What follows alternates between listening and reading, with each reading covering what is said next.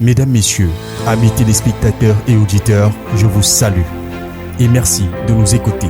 La récente polémique autour de la participation d'artistes camerounais à des événements officiels a soulevé une question fondamentale. Doit-on exiger à des artistes de prendre des positions politiques?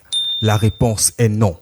Il faut le savoir, les artistes ne sont pas des politiciens, mais des créateurs qui ont pour rôle de transmettre des émotions, des sensations et de faire rêver les amoureux de leur musique. Et pour cette cause, ils ne doivent pas être jugés pour leur choix politique, mais pour la qualité de leur art.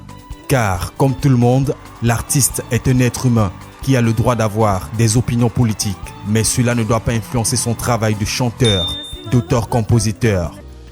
Exiger des artistes qu'ils prennent position politique, c'est les utiliser comme des boucs émissaires, des pseudo-otages de la politique.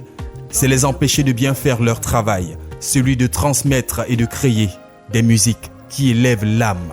C'est également les priver de leur liberté d'expression et leur droit fondamental. Un adage africain nous a longtemps enseigné que comme la musique change, la danse change aussi. Donc être artiste, c'est aussi se spécialiser, avoir une ligne de conduite, avoir un pas de danse, un couloir, une thématique. Il y a des artistes engagés qui défendent mordicus des causes politiques et d'autres n'ont Dieu que pour Vénus, ne jurent que pour l'amour, le pardon, l'espoir, la tolérance et tutti quanti. Mais ils ne savent pas que c'est sucré quand c'est nouveau. C'est sucré quand c'est nouveau. Chers amis, camarades, il est temps de cesser de confondre les rôles et de laisser les artistes faire leur travail.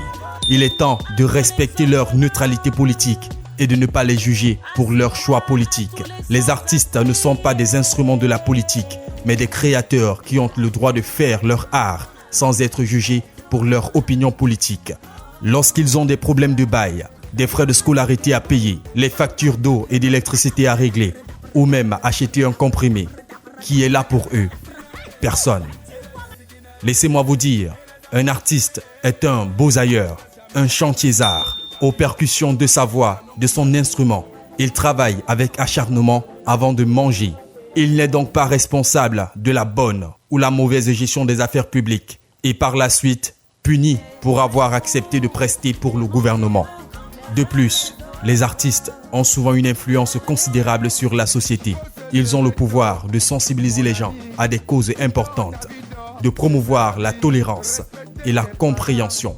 Mais cela ne signifie pas qu'ils doivent être utilisés comme des outils de propagande politique. Ce n'est pas toi, ce n'est pas moi, ce n'est pas l'homme qui définit l'homme. Si tu as dit que je serai quelqu'un, ce n'est pas l'homme qui va me stopper. En fin de compte, il est temps de laisser les artistes être des vrais artistes et non des politiques artistes. Il est temps de respecter leur liberté d'expression et leur neutralité politique. Il est temps de cesser de les utiliser comme des otages de votre politique. Il est temps de les laisser faire leur job sans controverse. À la fermeture de cette brèche, que l'artiste soit lui-même. Car comme le disait le grand penseur Friedrich Nietzsche, la vie sans musique est tout simplement une erreur, une fatigue, un exil. Et je vous remercie.